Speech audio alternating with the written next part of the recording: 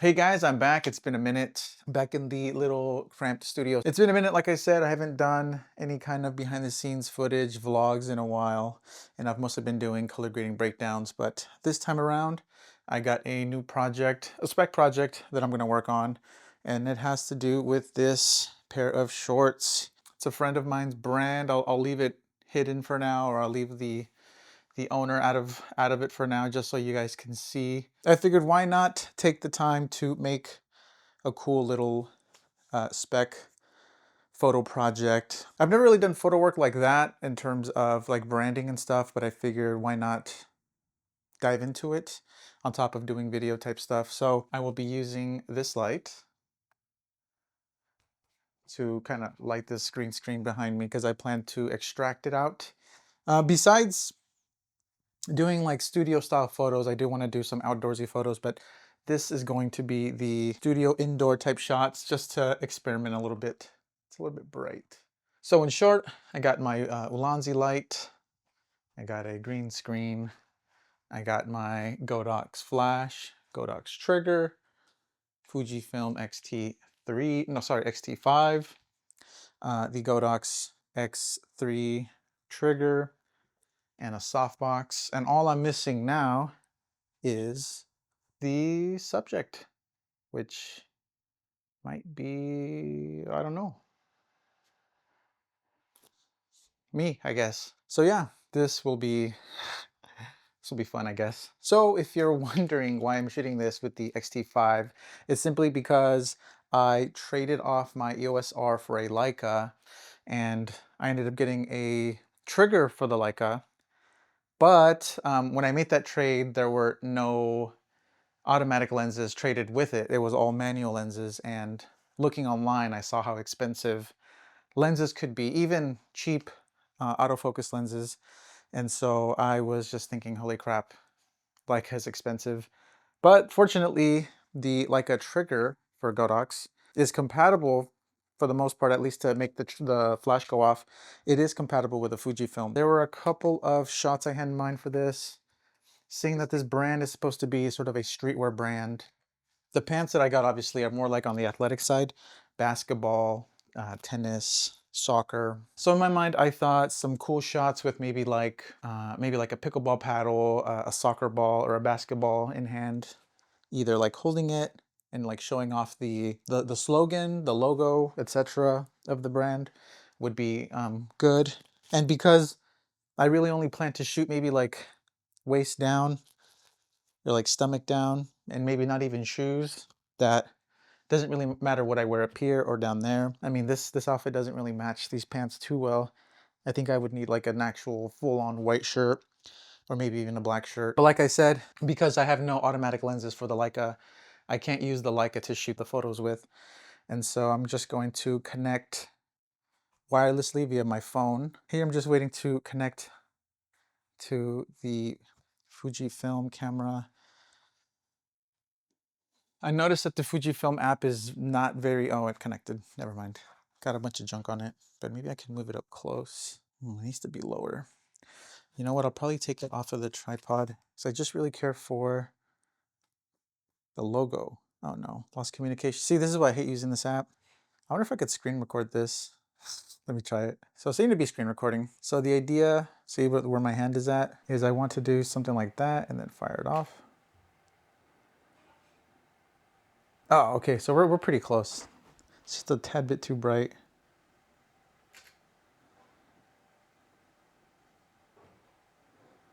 This might work. At some point I had the brilliant idea of trying to capture these shots live, you know, like in action, in the moment, and it just didn't work out, unfortunately. Okay, so this is pretty tough, and it's getting really hot with this light. I think I'm on the right path. I'm sweating in here. It's warm. It's very warm. The Zondo portion is a little bit too low, at least for my setup. Maybe if I can just get slightly elevated. Okay, I'm back. Got this little Target stool. Maybe I can just stand on it. Oh, here we go. See? And like I said, this brand is supposed to be a streetwear, but these pants, to me at least, give off athletic wear. So I kind of want to prioritize this, or make this particular photo shoot more sportsy. This might work actually. Like I'm doing like some type of dunk. I got some pickleballs and a paddle. Let's just see what I can get going. Again, I'm just experimenting, seeing what works.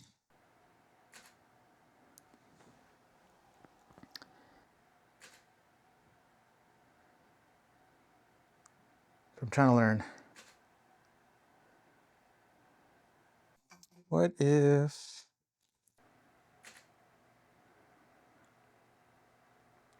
Yeah, you know what? This could probably work. I feel like it's in between not having enough light and getting too much light. Never mind, that's perfect. I just needed to pull it further. See, I didn't know. I didn't know you had to pull it further out. Okay, cool. Done the soccer stuff already. Done a basketball. I've done a pickleball. What I wanted to do for the pickleball one was one of me like hitting it. I don't know if that's gonna work though. I wish I could do like I'm hitting it, but that just doesn't look good. We'll figure it out. That's part of the beauty, right? Is figuring it out. We got a couple of photos. I am sweating in this room. Sorry, I can't really sit here and explain stuff. If it works, it works. If it doesn't, it doesn't. Otherwise, I'll need an assistant. But let's see if I can do it by myself. Okay, so we are back. We are in post editing now, and unfortunately, in the middle of the production of this video, I ended up getting a text from my buddy who said that the t-shirt stuff might not be a go, the clothing brand stuff might not be a go. I was a little bit bummed out, but that's not going to stop this video. So I'm still going to go through with it. I'm still going to pretend like I am working on the spec project for this person, and I'm just going to do the best that I can to edit this. So let's look at some of my favorite photos that I took. So this was one of the early shots, I believe. I think it's pretty well lit. I think it's usable, and maybe I can figure out what I want to do with this, but just different poses. Some shots are a little bit better lit than others. At some point I saw that my watch was on my hand, and so I removed it just to not distract the viewer. So eventually I do remove it. I also took a picture of the ball alone because I had some ideas of maybe doing that kicking photo where it looks like I'm kicking the ball, or, you know, hitting a pickleball or whatever. This one was one of the shots that I really liked, but I'm pretty sure I'm gonna struggle with it just because you're gonna see green on my arm. And even my clothing, I'm pretty sure you could see a little bit of green reflecting here. Now that's probably an amateur mistake, just because I think I've always had trouble lighting green screens. I don't know why they're so hard. I mean, I've always understood that you light the back and then you light your subject. And obviously I thought I did that, but it's always those pesky little reflections glow on your clothes. I don't know. We'll see if we can fix it in post. So after this one, I did like the pickleball shots. They looked pretty cool. I didn't realize, and I mean, I should have thought about this when I was first recording this or shooting this, is that I'm obviously gonna remove the green screen, and I'm over here using a green paddle.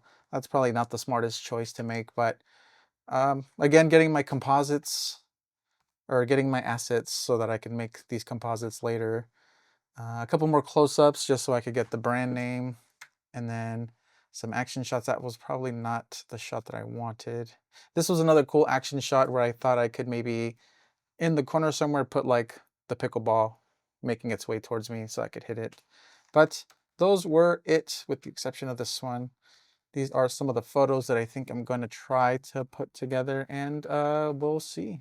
So I tried to record this scene so many times, and I just had nothing but technical issues with my computer. So I just did a quick time lapse of what one picture would look like. And I simply just made a mask where I just outlined myself all the way through. Then I used an HSL tool to remove any green hues that were sort of like bouncing off the edges of my clothing. Then I had ChatGPT create a cool little splash, like a paint splash background, which I realized was better when it was inverted the other way, because it was initially black paint on white background. But then I realized that the black background with white paint splash looked much better. And so once I figured out my background, all I did was a couple of touch-ups, exposure, more desaturation stuff, and that was sort of the pattern moving forward for the rest of the images.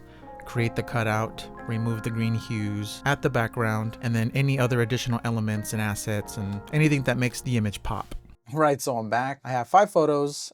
You be the judge if they're good or not. I think using the green screen was terrible. That's also my fault for lighting it incorrectly. But let's go ahead and see some of these photos. So the first one was the dunk. I went ahead and did everything from scratch, as in like traced myself out with the selection tool, created the masks, and then fine-tuned them until the edges were crisp and clean, removed as much as the green screen as I possibly could.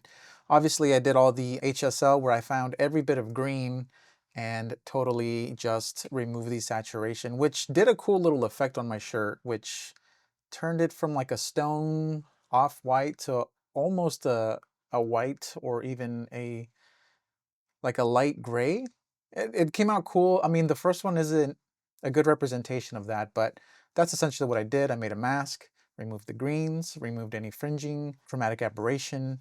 And then one of the big things that I really disliked about that photo was the fact that my arm was out of focus. And so what I ended up doing was I added motion blur to make it look like, hey, this is a photo of something in motion. He's getting ready to, slam the ball in the court, etc. And then obviously once I found out that I liked the black or the white on black color for the background, I went ahead and just inverted that, made that the background. I don't know if you noticed, but I added a little bit of like film damage. I don't know, it just looked too polished for me, and in order to sort of cover up some of the cleanliness of it, I made the frame or the picture a little bit more rough, almost like a print, or even almost like a Polaroid, just something vintage, grungy. And of course, that's sort of what I was going for, like a nice grungy street type of look. And so that's where that one came from. For the second one, I did just the trust the grind slogan for the shorts. Probably like the picture that sits lower on the list of pictures or a group of pictures that I made, that, I don't know, it's lacking something. It's not impressive, and it's just, I don't know, there's just nothing to it that I like, but I just wanted to see if I could make it work. It kind of worked. Again, did the same process, and I can actually, you can probably even see a little bit of the green screen on the edges, but like I said, I tried to sort of rough it out a little bit so it didn't look too clean, too polished. The next one was the soccer ball. Like I said, when I did that HSL desaturation, one thing that it did was turn my stone off-white, cream colored shirt into like almost a gray or even a white shirt. And it kind of ended up making the outfit work together and even made it pop against that background. The soccer ball was a tough one too, because it had green and blue colors, and it was just one of those things that it was distracting from the photo. And so I figured, why not just make it black and white? Everything else is basically black and white, and so why not do the ball the same? The ball was originally blue and green, I believe. And again, that was another mistake on my end. I put a ball that had green on a green screen and tried to remove all the green on there. It was just, I didn't think about it. And I probably should have just done without the green screen. I should have used like a white wall or something. But yeah, I mean, this was another example of a photo where I wanted it grungy to cover up some of the blemishes, or to cover up some of the perfections of how smooth the cuts were for the cutouts. I like how the ball came out. It looks weird, and I like that. I don't know why, but removing the color from the ball was a good choice, in my opinion. So for the next one, the paddles were green, making it look like a print, like a Polaroid, like a worn out photo or magazine. I think it came out all right. The ball looks a little bit funny. Maybe it's like lacking a shadow or something. I'm not sure, but not the greatest, but it's not that bad.